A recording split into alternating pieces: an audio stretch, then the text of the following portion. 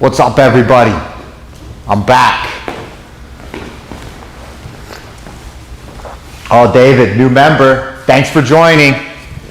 It's been a while since we've done this. Had some computer problems, some technical difficulties, broke a couple microphones, but we're back. I'm going to take 5 minutes to let everybody into the room before we get started. I'm going to enjoy the last little bit of my coffee here. Got a new mug, kind of like it. And then we'll get started. Just like always, okay? This is very loose, so if you guys want to know anything, have any questions, throw it in the comments. I'll see it, and if you think I missed it, keep throwing it in there. I'll try to catch it. Okay, I might purposely be ignoring it though, because it might be a stupid question, but I'll do my best. Thank you for the thumbs up. I like it. I probably should have taped my fingers for this too. Maybe I should do that. I don't know. Are we gonna? Yeah, maybe I should. I'll hold on to that just in case. Joe, what's up? It's great to be back. I agree. I miss it. I miss it. I couldn't believe we couldn't get the capture card to work last Saturday. We were freaking out. How's it going, Scott? Man, Liverpool, you guys are up late. I love it. No, it's not too late. It's 1:30 in the afternoon. So, was that like 7:30 for you guys in England? I'm going to set this down before we get started. Yo, what's up, Sasaki? Thank you, Doug. Thank you. I'm going to do a little light tape job here. What's up, Rob? Yeah, it's been a while since we've done anything live. I was talking to somebody about that the other day. It feels like a lifetime ago, but we're back.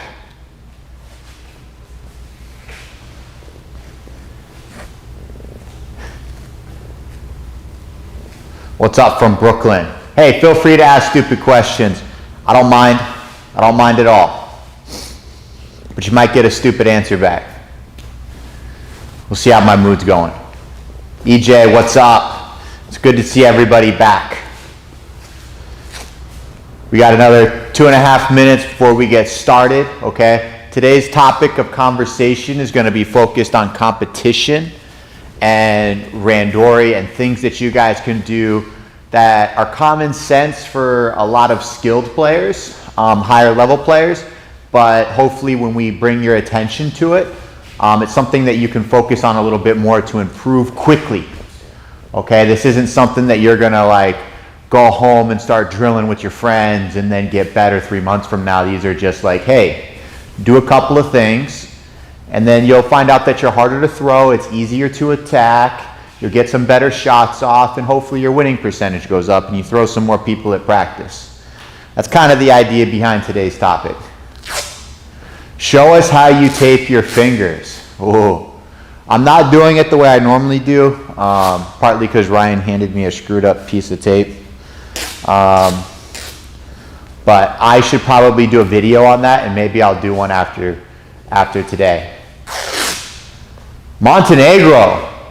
Whoa. What's up, Milos?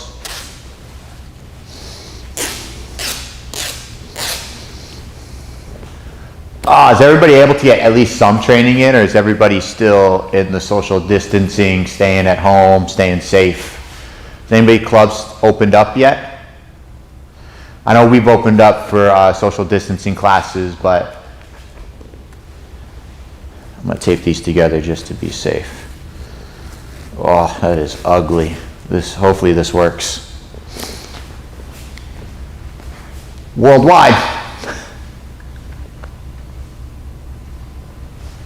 Milos, I try to contact everybody. That's the whole point of having this. Nice, Dank. Your place is open. Not till at least October, EJ? Man, that's awful. That is awful.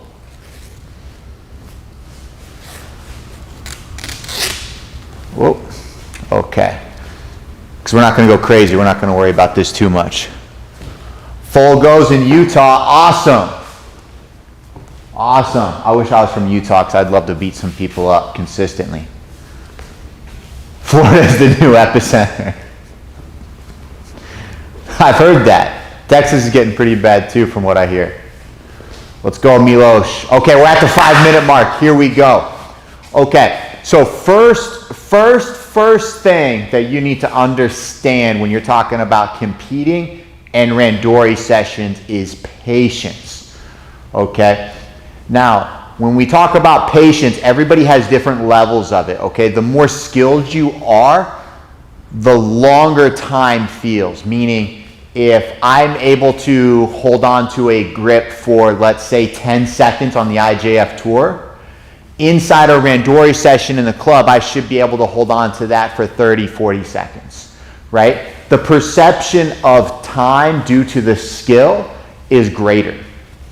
Okay, so when you're at home and you're at your home clubs, you may see people on tour doing things at a very rapid rate, but that's because time is slowed down for them because of their ability to process information, okay? And we do it very quickly, which means by the time I'm held onto something and I've taken a couple of steps and I've moved, it feels like a lifetime, okay? And you want to be able to practice slowing that down, okay? Especially when you're at your home club and you're just in normal basic randori sessions, okay? So a great example of that to develop that like panic ability, we did a video on this, I think I released it on YouTube, where it's just learning how to drill, okay, and practice your tachiwazas, where I'm going to take my favorite grip. I'm going to get my good solid grip here. I'm going to steal Ryan's back, and then he's going to take any grip he wants, okay? But because I have control of this sleeve, he's not able to grab my own sleeve, but he might be able to grab my collar, right? And now it's like, okay, well, what defense is? If Ryan can't attack, how would I score? And the problem that I see when we start the drill, okay, is that lack of patience. For some reason, right, people feel like they have to be doing everything all the time. It's kind of like the idea of doing combinations for drilling. If I'm going with Ryan and I take my grip, let's say he has the collar for defense and I've got him bent, right? If I go for a minute and I'm moving and I'm going and I throw him, boom, he gets thrown. We come back up, we go to the same spot and we're practicing and we're moving and I attack and I miss. We go, and I blast him and I miss, and we come back and then I foot sweep him and then I miss the throw, right? You've got to start looking at the conceptual goal, and the goal of what you're trying to do when you're drilling your actual throwing ability is how many actual scores you get, okay? So if I do less and I just practice my motion and feinting Ryan out and moving and snapping and then blast him, but it worked, that's better, right? For the developmental stage that most people are in, that's better than finding somebody that just goes, ready, go, and then they fire their big throw. And then they yank and they fire their big throw. It's kind of like this if you start looking at combinations, right? Where I'm holding on to the gi jacket and I move Ryan around and I'm like boom, boom, boom, boom, boom, boom, boom, boom. It's like, when did you ever take the time to like pause and actually focus on the movement rather than looking like you're trying to do a ghetto waltz?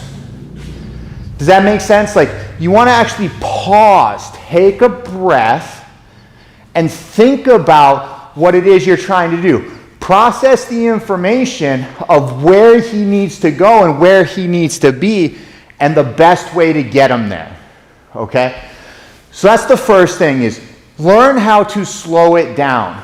One of the best areas that I have developed after my career, it's probably something I should have focused on a little bit more in it, but towards the end of my career, I got really good at it. And now that I'm done and I've made it a focus, I've gotten very good at it. And it's very difficult to throw me now. Where, Ryan, take my sleeve, get a good solid grip. Ryan controls my sleeve, right? The big problem a lot of people have is they panic. They look at it like, oh, he's winning. He's a righty. He's got my sleeve, and I can't get him, okay?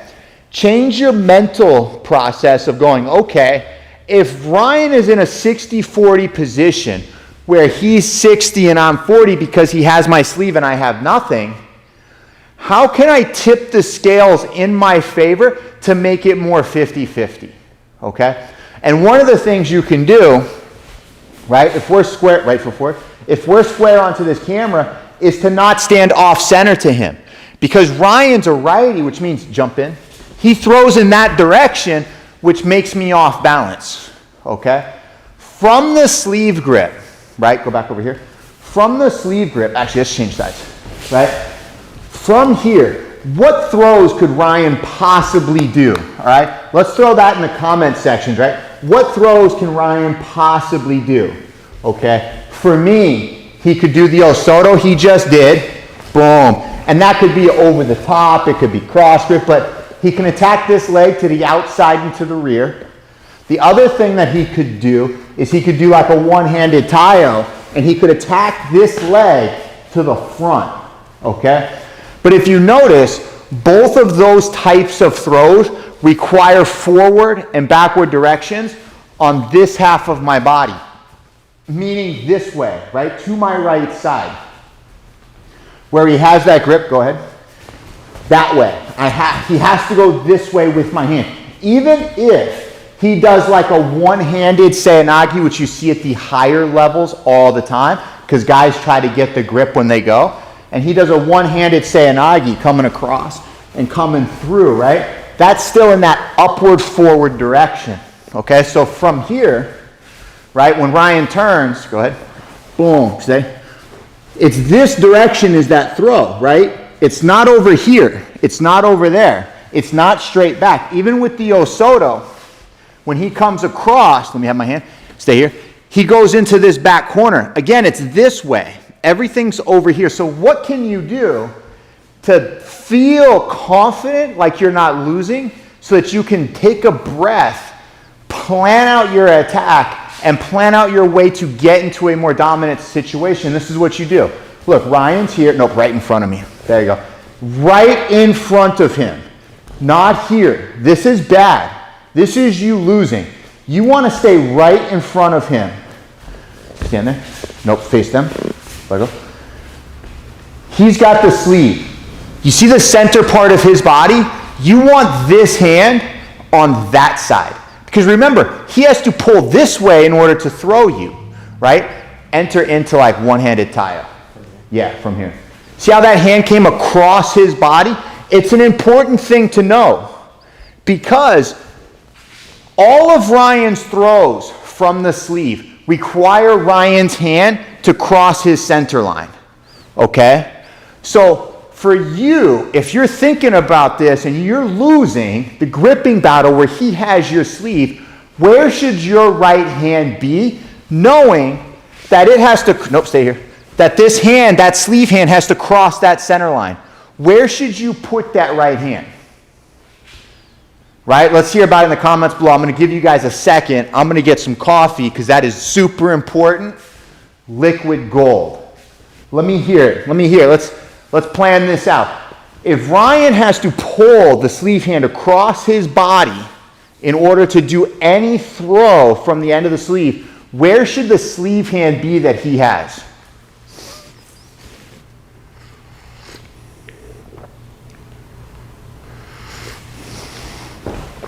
Oh, terrible engagement. You guys suck. Or my computer's frozen. One or the other. Anyways, look, that right hand, okay, has to be across the body.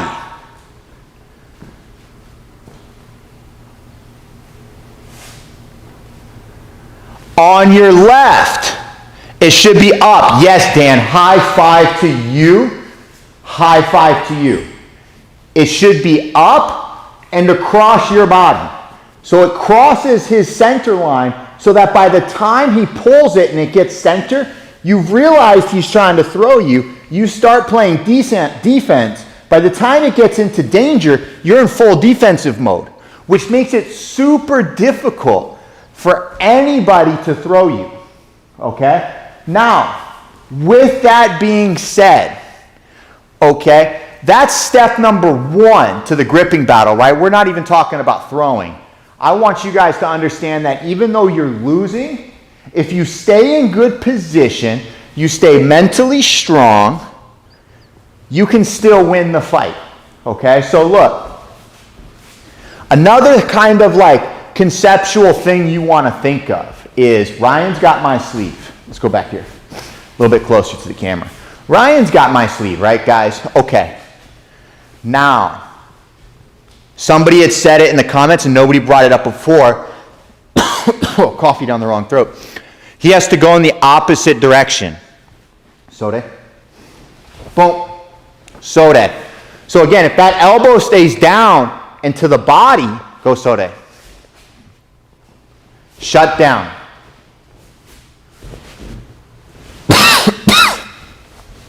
Now, when he pulls and he throws off in that direction, right? Go ahead. What's the other action that is always common? We know he can go this way one-handed. Go ahead. Right? But when he goes to the right, there's one thing that he's doing all of the time to make it a successful throw. Derek, I'm glad you love the videos. High five to you. I like making them. So I'm glad people appreciate it.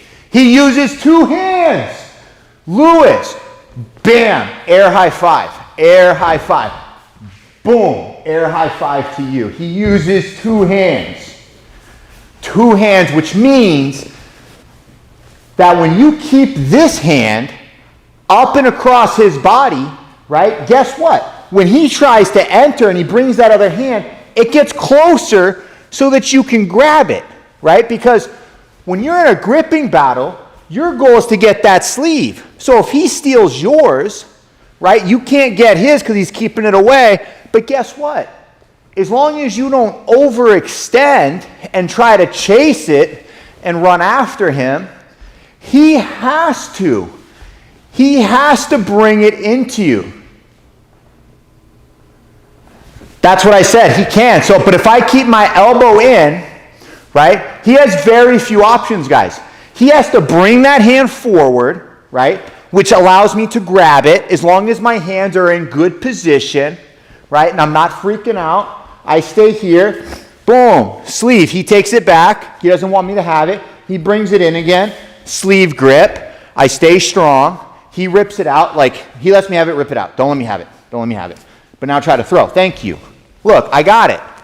2-on-1. Now I have it. Now that I have my grip, now I can free that sleeve. Then I can get offensive. But sometimes that little bit of patience is the difference between throwing your partner for ippon and then making a false attack and getting a Shido. AGL1. Interesting screen handle. But you're right. He can do sode to the other side. But again, it's that awareness where I'm not worried about all of judo anymore, right? The one thing you guys never brought up, let me have your sleeve right foot forward. Nope, no grip. If I'm controlling this sleeve, the one thing you guys never brought up is just a foot sweep, right? He could bring his hands in and sweep that foot, which is something you got to pay attention to too. Don't ever forget the foot sweep. Don't ever forget the foot sweep. But yes, Derek, take a breath. Take a breath, relax. Don't rush it. There's a time for rushing judo. But when you're trying to learn and you're trying to develop and you're in practice mode and you're training to get better, you have to take a breath. Okay? You've got to pause. He takes that grip and you got to stand your ground. Like an adult. Like somebody who cares about who they are and what they stand for. Stand your ground. That hand's got to come forward or he's doing sode to the other side. And you've just got to watch out for it. Right? But at some point, that hand is coming this way. Right? You just got to be patient, take a breath, or learn how to like be a little aggravating where like, oh, there it is. He keeps it back. Oh, I keep it up and look, it's across his body. because I don't want him to pull it and then throw me. Horizon guy, can you explain that a little bit better? What do you mean about the optimal way?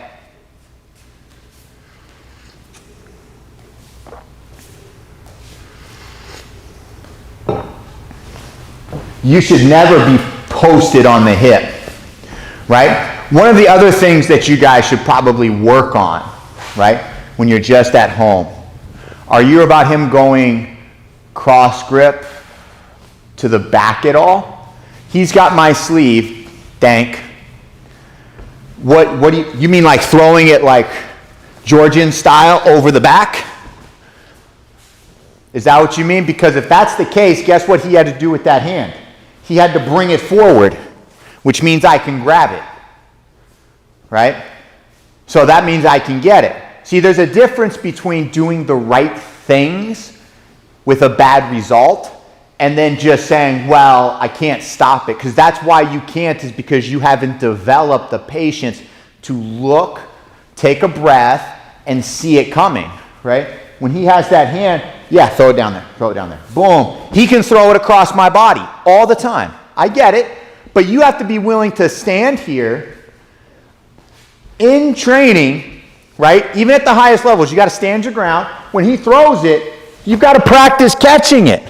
And sometimes guys who are really good at throwing it, when they throw the leg and hand together, you'll get thrown.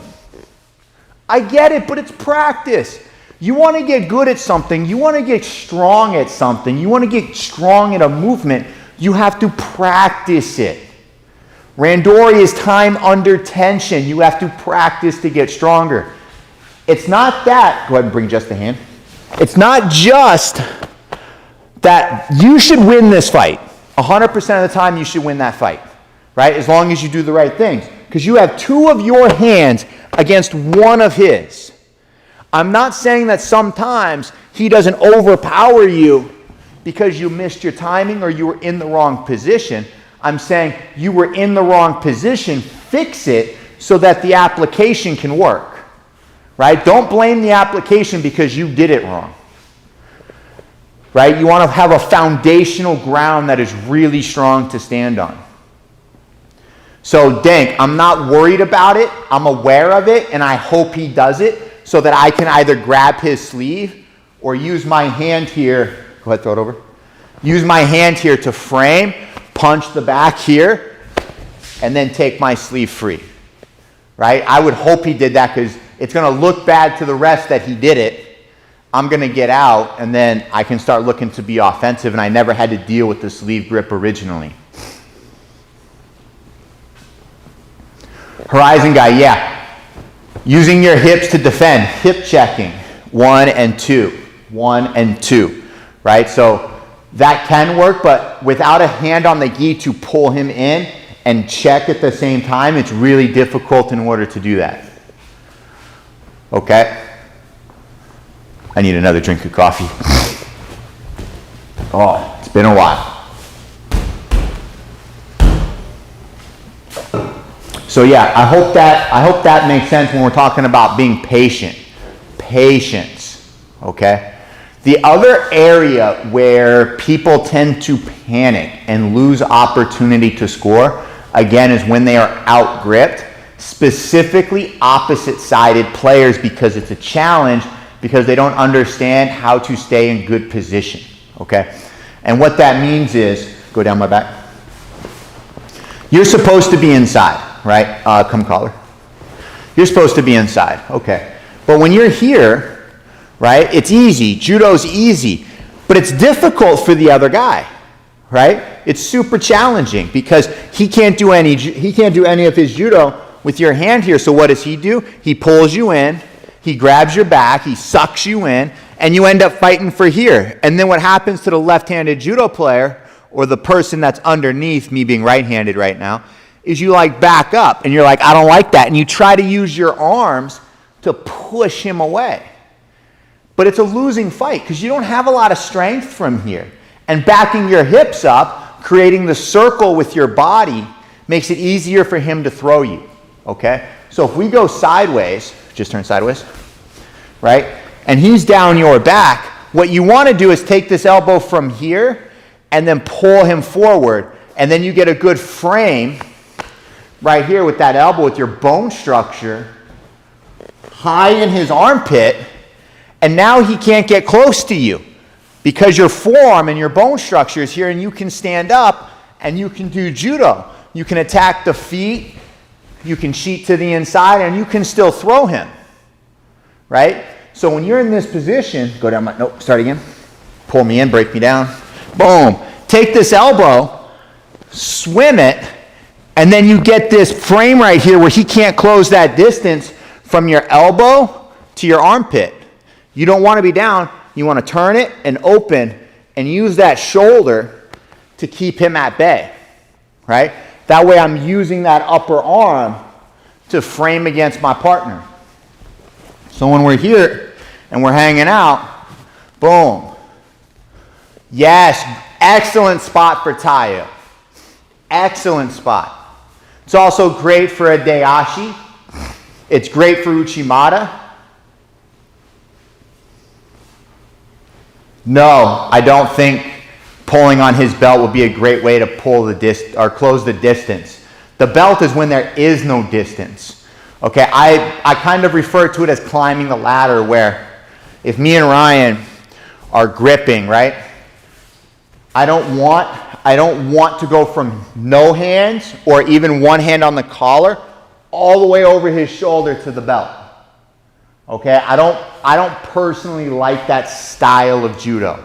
I would rather send my hand to the mid-back, pull him in, and then make a transition to here, right? You run a big risk, and you see it. If you ever watch like highlight reels of judo, which we all do, okay, the one way people usually get Unagi is when athletes throw the big hand over the top and then they get lifted, because they didn't do a proper job of breaking them down, right? So I prefer here, break him down, grab the belt, and now when I try to throw, he's going to try to lift from a bent position, which can make it really difficult, right? I know Churchishvili, the Georgian guy, he smashed me a bunch of times because I tried to go from here to full-on Koshi Guruma without breaking his posture first, and he just stood there like a tree and was like, Ippon, no thank you, go home.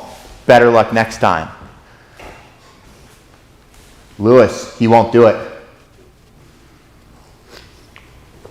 Nope. Rule with an iron fist. Fear. Fear. He has to train with me forever. He wouldn't do it. I'm vicious when I want to be. Not really. I'm just fat and out of shape. But yeah, so when you're in this position, and you're broken down, the other thing that's really important, right, that you guys want to understand is you have to learn, right, how to play defense. Just because you're not thrown doesn't mean you play good defense. If Ryan has terrible technique, right, because he's not that good, right? Let's just assume that he sucks at judo. I'm really good at judo. And when he tries to throw me and it doesn't work, did I play good defense or did he have a bad attack? Right? So back to this patience thing, when you're trying to develop and get better, you want to see if he can throw you. Right? All the time when I was in training camps overseas, and lefties would be here, come down, I go, all right, bring it, come throw me, right? And I would, as they're trying to come in, I'm working my counters and trying to counter them for scores. I'm not just bailing to fall down and go, ha, you didn't get me and I threw you a minute ago. It's not about that. You've got to practice every aspect of the sport if you really do want to improve, okay? So stand here, right? Practice, right? Start your randori session from here and say, okay, see if you can throw me. And then work on like actually getting in good position and maintaining your grips and seeing if he can throw you where you don't look passive, right? We can all not get thrown by doing this. Like, you can't throw me. Nope, can't throw me. Right? But that, again, that's not the point.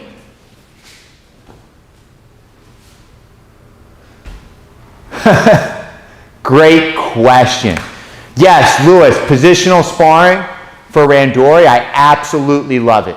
I absolutely love it. I think when you have a good foundation of uchikomi, nagi komi, and you're used to a little bit of randori, or even before you go into full sparring, starting from a position and then figuring it out. When I was younger, this used to be the start position back in the leg grab days, okay? I would get a collar. Ryan would grab my tricep, go down my back, grab my belt. He would grab my belt, and then we would be here. And then it would be go time. Let's just go.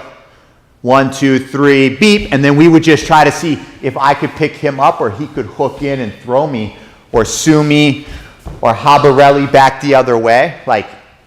And it's more of the game aspect of it, right? You have to really take a step back, put your ego aside, and have fun with it. You're trying to trick and sell and move your partner into a good position where it's fun for both people. It's not about physically beating on your other person, right? It's not like I'm here with Ryan and he's like, hey, Ryan, you can't throw me. Put your right foot forward. And he's like, hey, you can't throw me, so bang, bang, bang, right? And you're just physically smashing him and throwing everything. And you're like, yeah, but you can't do anything about it. It's not about that. It's about the game aspect. Can you sell the story that says, hey, I'm setting up my ouchi, but then throw him with harai? Can you do that? And that's what you're really trying to develop. 2 hands on the gi, no grip fighting. See if you can move and manipulate your partner in the gi so that you can get in and finish your shot. Right? That's going to be the one thing that really is going to help you. Oh, the coffee. Oh, it got me. That's going to be the one thing that's really going to help you. I got to get a side table or something that can sit here. That's going to really help you develop when you want to get into competition mode, where you're going to really actually go full-fledged. I have no idea what's going on, but I got to figure it out, because the biggest problem I see in all the people that come here and train, or when I go other places and I run camps, they feel like they have to win 100% of everything. EJ, I love it, patent it, make it. I want the first one off the assembly line. I want it to just float around with a tray, and then I want it to pour, right? I want that. Or an assistant that would just do it all day. That would be great too. But anyways, right? Because I see people to throw somebody,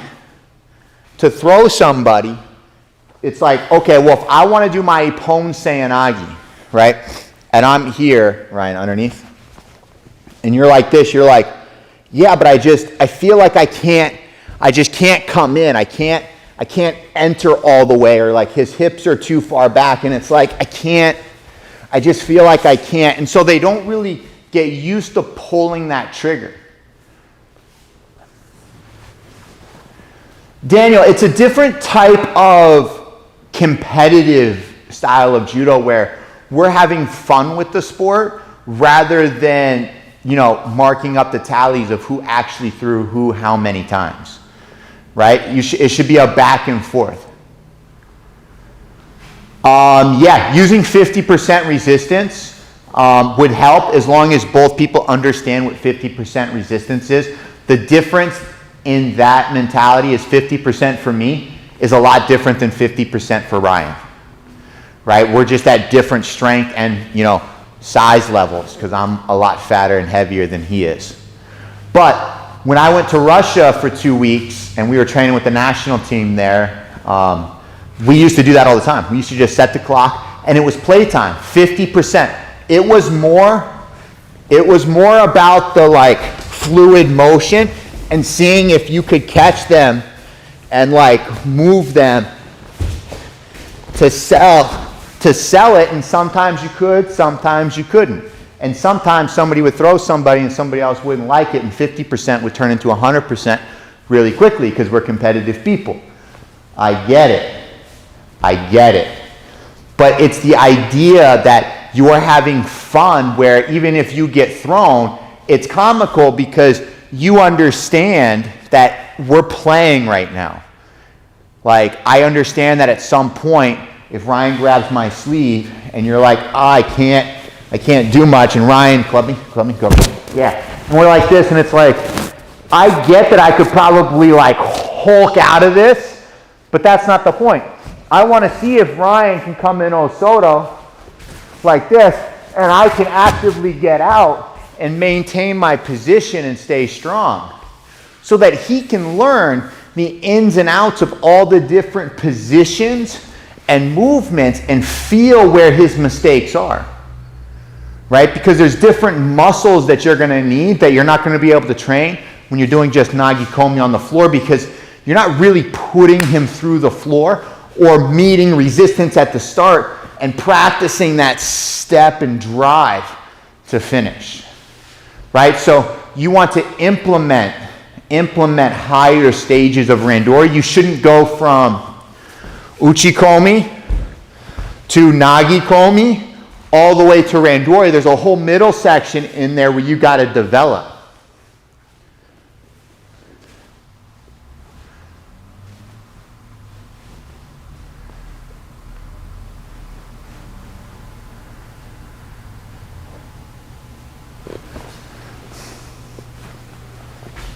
I think a lot of people dark thunder plots, miss that kind of like flow back and forth.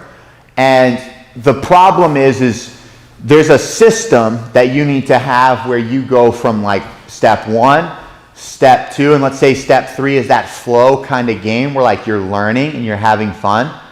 But then you have to like take it a step further where like when you go to randori, that light switch has to go off, where you understand this isn't flow anymore.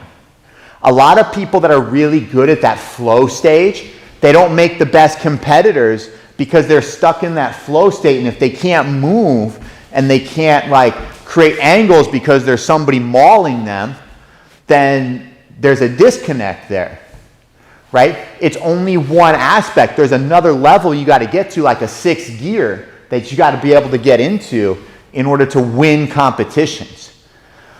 The problem a lot of people do have isn't the flow to competition state, it's the fact that they've skipped that development stage and gone right to competition, and their actual setups, their movements, their patterns aren't ideal for technical judo, right? The actual technique aspect, where it's kind of like that argument of if I took a D1 wrestler and I put him at the USA Judo Nationals, he'd probably medal.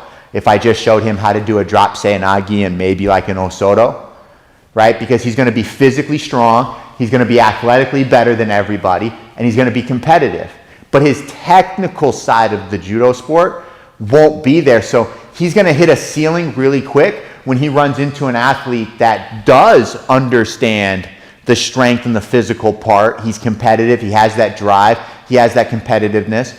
But when he understands the judo portion of it, he'll never win that fight. And that's why a lot of judo players hit a ceiling and they're like, I just feel like I'm stuck and I can't get better. It's because you're missing one of those previous sections that you got to go back, revisit, and relearn. Yeah, it's a lot of people do it all the time. And that's why I like the idea of situational randori, where me and Ryan just start, go ahead, let's go 50-50. Right? Somewhere we should never be. Like, let's go 50-50 and just say, okay, nobody can break a grip. Figure it out. And the problem a lot of people have with that type of judo is when they feel like they're getting thrown, you know what they do? They let go and they try to get out. And it's like, that's not what you were doing. We're committing to this grip, win or lose.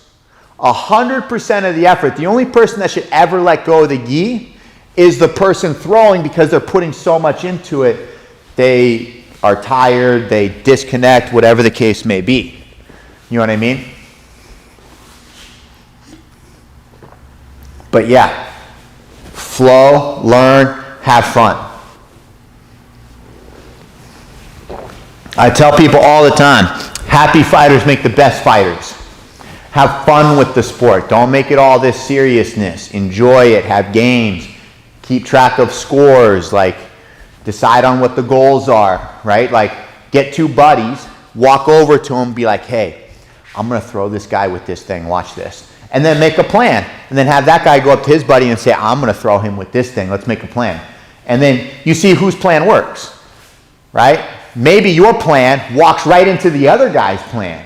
Like maybe I go up to Ryan and I say, hey, I'm going to throw this guy with a drop sail. And maybe the guy I'm going with goes up to his buddy and says, you know what I'm going to do? I'm going to counter his drop sail. And all of a sudden he's leaving a big open wide drop sail just so that he can go like this and then throw me over the side. Right? It's like sometimes that happens. But it's not don't try to stop your drop sail. Just keep pulling the trigger. Try to throw him with it. Because at some point, somebody's going to be setting you up for a drop sail, and you've got to be able to go right through it. Right? Because it's not going to be perfect all the time.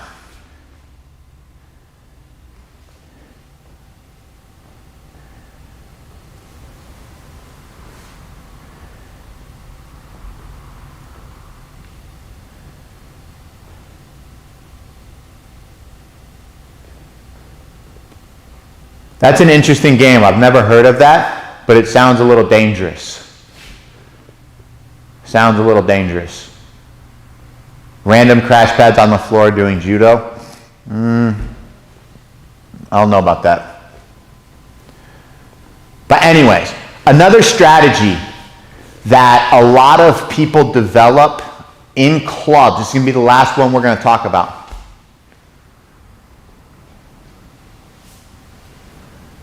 Yeah, but I'm not a fan, Derek, of everybody having the same goal. Because if Ryan has to work on one-handed Tayo, for example, but I also have to work on one-handed Tayo, it's like they're clashing, right? Or if my goal is to grab Ryan's collar, but Ryan's goal is to grab my collar, we're clashing, right? So it's a little bit better to be a little bit more like diverse with who's doing what. Even if you tell your partner like, hey, my goal for this round is to throw you with those Soto, right? And if I throw Ryan with Harai 3 times, I'm still not accomplishing my goal, but I'm trying to get him to bite because he doesn't want to get thrown so that I can cut the corner and then throw him to the rear. Like you have to learn what throws are going to work well together.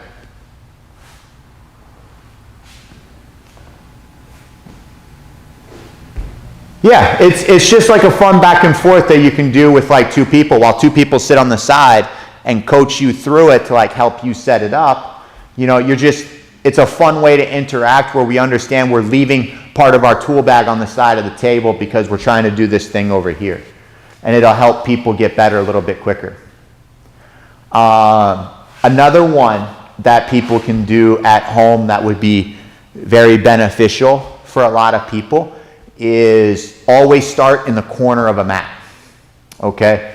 And the goal being partner 1 who's in the corner has to get out without getting a Shido, or partner 2, the offensive person, has to get them a Shido by stepping out or by throwing them, okay?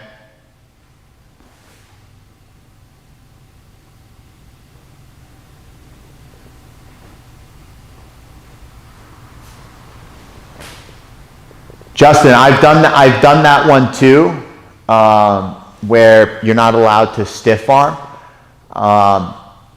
but it's a hard thing to teach somebody not to do something and what's considered a stiff arm, right? Like most people consider a stiff arm like arm straight, pushing them away. But if I bend my arm like this and Ryan tries to get close to me, like he still can't do it. So my arm still isn't loose, but I'm also doing proper judo. Same thing from here. Like I'm technically stiffing him out and not letting him close, but I'm still in good position. So I don't want to not teach good positional work with the reference of don't do this one thing and you have to let him in. There's like weird things like subconsciously that you want to make sure you're teaching and you're giving the A-OK to the students to do.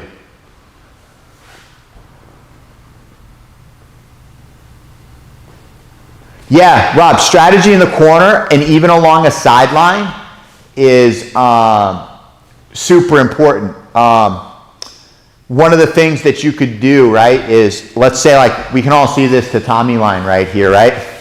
We have this line. If me and Ryan, opposite-sided people, right, if he's a lefty and I'm a righty, we could start right here and see who throws who, right? And we have enough space to make attacks off the edge. A lot of people struggle with this type of drill inside the clubs because when they're learning and they're developing, they fight on the edge and then they realize they can't step off the mat, but they're also not going to throw off the mat, but they spend 45 seconds to a minute fighting on the edge, right? We see it a lot with teenagers in judo because it's a safety mechanism, and a lot of females tend to fight on the edge, okay, at clubs, because what happens to females opposite-sided, because they don't have a lot of upper body strength to lift. Ryan, step in front of me. Do them. And then the girl does this.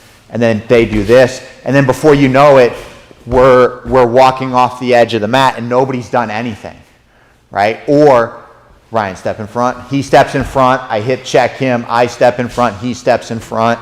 There. And then I step in front. He hip checks. And then we stay here and we're like, well, we can't walk off the mat, but we're gonna start grip fighting because we have that safety edge.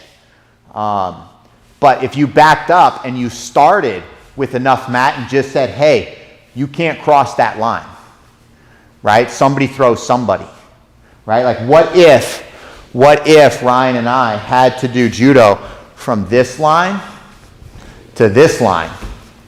And it was like, okay, let's see who throws who. We can go as far as we want this way, and we can go as far as we want this way, and we can circle within this space, but we can't walk past this line, right? And setting it up so that people have to be confrontational. I used to get really upset at training camps when I'd be working out with people because I always stood in the same spot. I'm like, this is my box. I stay in my box. My coach is right here. I am right here. The edge of the mat is right there, and I don't want to walk too far. Partly because I was lazy and I was tired, and I could get better with anybody. But what would happen is a lot of times you would, before you know it, like if Ryan and I started over here, right? Before you know it, like when you're doing randori, like you're chasing this guy and you're like, push me away, back, and you're like, man, I just can't. And before you know it, you've walked like 13 tatami lengths and you're like, but we're not doing judo anymore. I'm not a track star. I don't like running. So you kind of want to get into like these little coordinates of boxes where like people have to fight and get better without running away. A lot of people don't understand how to move and circle where they're staying away from their partner. Where like if Ryan comes at me, like I can move and I can circle and I can back out, but we're staying inside the two Fuji logos and we're moving within the same space, but I'm backing up. That's different because he's having trouble getting at me because I'm circling out of the pocket rather than just aimlessly walking backwards to get away because I have 100 feet of mat over there that I get to use, right? So being aware of your surroundings and practicing from the corners, from the lines, can help you in competition, and you could do it at your club. Fujimat sells that white tape that you guys saw in those other videos. You could throw them right on the mat and just say, hey, you can't cross the line, I can't cross the line, let's have at it. Let's go right here, toe to toe. See who wins. That's why boxers put their feet inside those tires and they learn how to move and duck. You've got to be able to stand in a corner and say, okay, let's see who throws who. Stand your ground and turn it into a game where you can learn and actively improve. They're just different ways of, engaging and developing as an athlete, where it's not just, hey, let's just set the clock for 5 minutes and do randori. You want to have fun with it. You want to engage with it.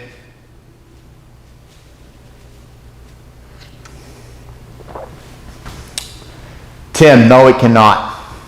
You could get close. I'm actually working on something right now to get close to it. The difference between BJJ and Judo is we're on our feet. For 90% of it, where BJJ is the other way, where it's on the ground 90% of it.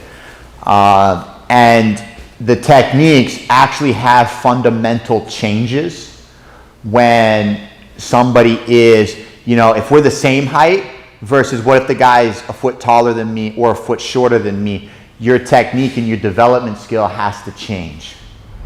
So it's a little bit more complicated, it's a little bit more dynamic, right? If I start with my right foot forward, that's different than if I'm in a square stance. That's different than if I'm in a left-handed stance, left hand forward versus right hand forward, right? All those little nuances, they really change the game.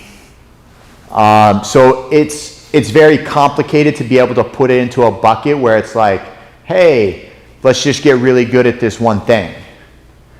Not saying it really can't be done, but there's a reason why nobody has tried, because of the evolution of the sport is much greater. Like you could win a world championship in BJJ and never play spider guard, right? But it's very difficult even for the Japanese to do judo with just two hands. Like a lot of their attacks will come one-handed, they'll drop, and even they get into the implementation of on-the-fly judo, where it's not so much like traditional. Takato would be a great example where it's like, you know what? Let me see your sleeve. It's like,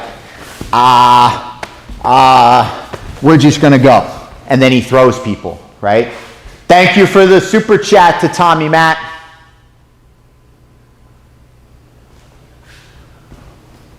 What should you look to do when you're fighting someone for the first time in a competition setting? Stand your ground and follow the gripping rules. Okay? So, the first thing, if you're fighting somebody for the first time in competition, when Ryan comes out, back up, we bow, we step forward, boom. He's a right-handed player.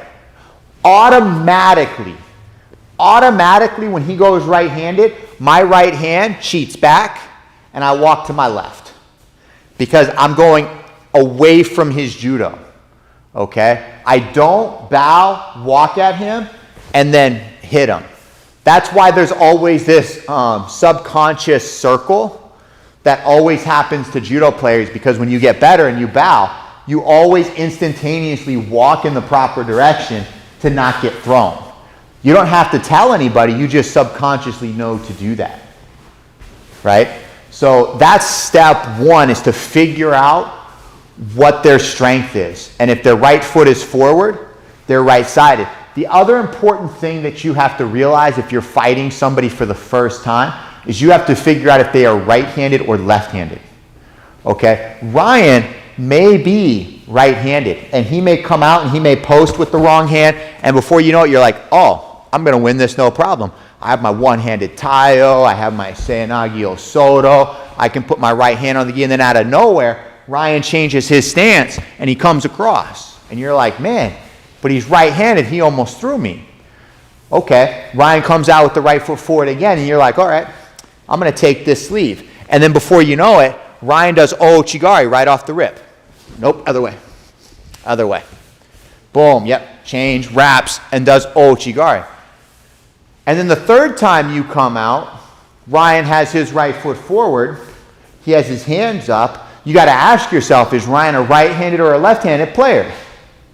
If he's always tried to throw you to the left, you have to treat him like a left-handed player. So you come out, you circle to this side now, and then you go right-handed post that you can put this hand on the gi. And what happens 9 times out of 10 is he changes his stance and he tries to come down your back. There you go. And now you're in good position to throw him when he makes that stance change, right? You've got to figure out, A, which stance is he, so that you can start safely. And then once you've started, you've got to take another step and figure out which direction is he really trying to throw me, and then treat him as such as a player.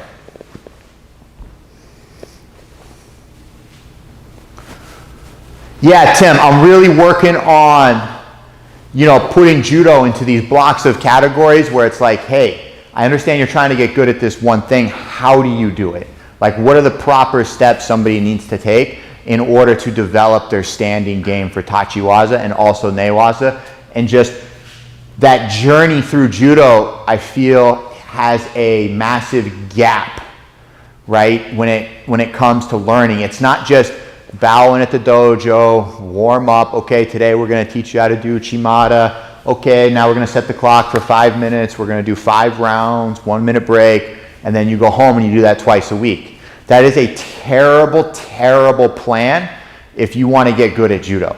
You have to have actual structure, and there's different like steps along the learning process. Like, you can't just grab Ryan, having never seen the throw before, right?